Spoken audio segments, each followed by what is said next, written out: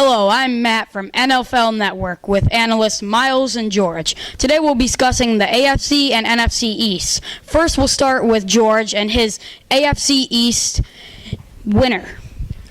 Well, I think that the clear favorite here is the New England Patriots. They've won it for the past few years, and no one else has made a big improvement except for the Bills, but they're so far down right now that they're not going to have what it takes to overtake the Patriots. And with the addition of Lloyd, it's just going to overwhelm the rest of the AFC East and run away with this thing. And Miles, what do you think about the NFC East winner? Well, I'm going to go with the other team that made the Super Bowl this past year. It's a clear favorite. It's the New York Giants. I mean, they only got better over this offseason. They worked well in the draft, improving their team. And I think Eli Manning will be even better than he was last year when he only managed 9 wins. Well, those are your favorite picks. Now let's talk about sleepers. How about you, George? Well, I mentioned them earlier, but I'm starting to really like the Buffalo Bills this season. I feel with the addition of free agent Mario Williams, they've really improved their defense, which was a bit of an issue last year. They started off hot, but they were inexperienced and they didn't have what it takes to continue. But I think that they can continue it this year.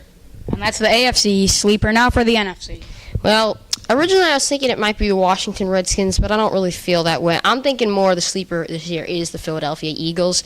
Very close to the playoffs last year. They've been a good team consistently. Michael Vick, one of the best running quarterbacks in the league. He's also a very good passing quarterback. They've got solid defense. I think Deshaun Jackson will return some more punts for touchdowns this year. I think they're the sleeper in the NFC East. So, George, what do you think for maybe a rundown of the standings? Okay, well, in last place, they ended well. They ended their season on a good note, but they didn't make enough big transactions, and I think that the Dolphins will come in last. Then it's a toss-up really between the Bills and the Jets. The Bills improved, the Jets didn't. I think that the acquisition of Tim Tebow will be a disaster. It puts unforeseen pressure on Mark Sanchez, who had just signed a 3-year extension on his contract. And I think that this whole thing is going to blow up. It's a toss-up between the Jets and the Bills, and I think that the Patriots will win this. Thank you, George. How about you, Miles, for the NFC East? I'm thinking RG3 is going to lead his team to a last-place finish. They don't really have anybody that's going to help him out. I think he'll be a franchise quarterback, but they really need to get him some wide receivers that he can run with. I'm putting them at last with a 4-12 record. And then coming in third, I see Tony Romo. A decent year, but I don't see much more than that. I see him and the Cowboys going 8-8 this season. And then second place is the Philadelphia Eagles. Strong season last year, just missed out on the playoffs. I'm thinking 9-7 for them. And then the Giants managed to go to the Super Bowl, only 9-7 last year.